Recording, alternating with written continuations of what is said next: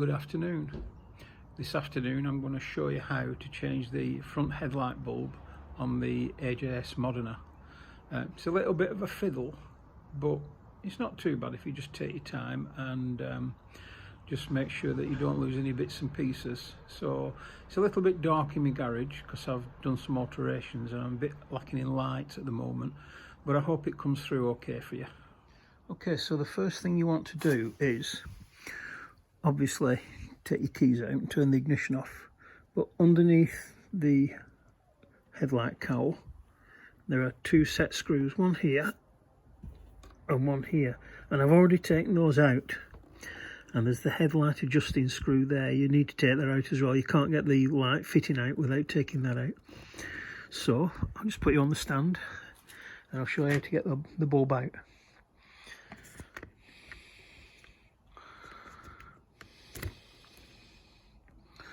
Okay, so I'm not going to talk now, just watch me. Apart from the fact, just take care when you're pulling the cowl out, because there are a couple of things on there, little clips, that you don't want to lose.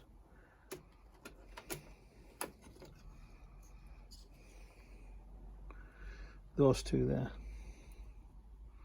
that's where the screws locate. So I'm just going to make sure that those are still in place, ready to go back.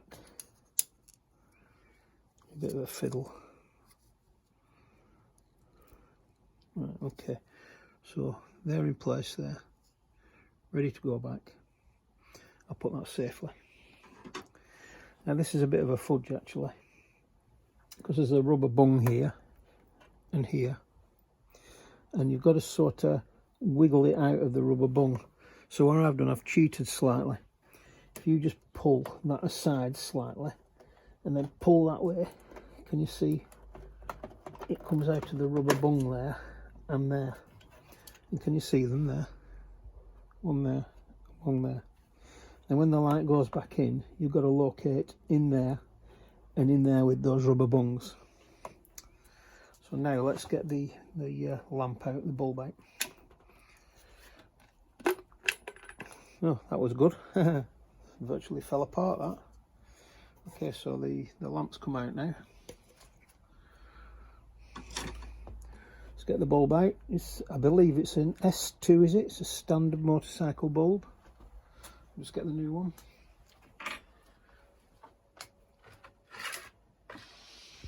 I've got to put a glove on for this because it may be a halogen, I don't know.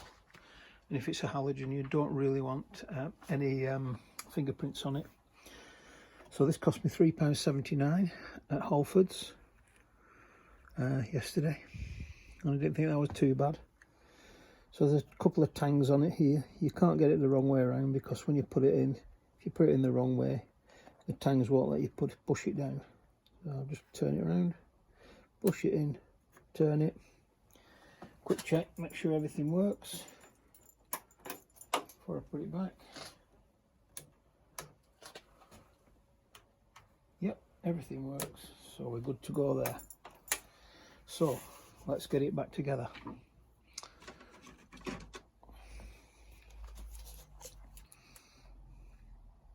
Now I don't know if you can put this in upside down.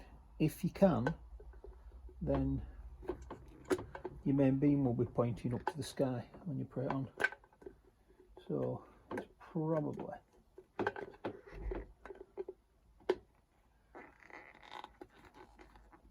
okay, that's in. Probably an idea to test it when you put it all back together. And if it's pointing up to the sky, then turn it around. Just make sure that's in all securely. Don't want any water ingress there. Push that one back in there. Now, that's where the adjuster goes for the headlamp beam. What you really should have done before you took this off is turn your lights on, point it at a wall or something else with the light on, and just mark on a wall the top of the main beam, so that when you put it back in place, because when you take the adjuster out, it alters the setup of the headlight. It might be too high, it might be too low when you put it back together. So you really want to mark the top of the main beam with the lights on against a wall or something, so that when you put it back together and you put your adjustment screw in, you can find the correct position and then tighten it up. So I'm going to put this back in now into those two lugs. First one's in. You shouldn't probably really need to pull this out, this upper cowling, but I have done. There we go, that's back in now, nice and secure. Put the ring back in, making sure your two little tangs are still there.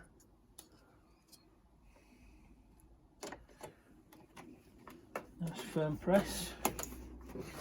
Okay, it's all in.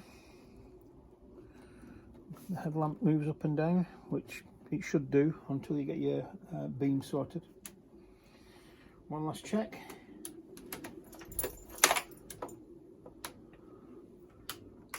Yep, that's all working. The last thing to do then is to put your two screws in here, your two set screws, and then the headlamp adjustment locking screw there.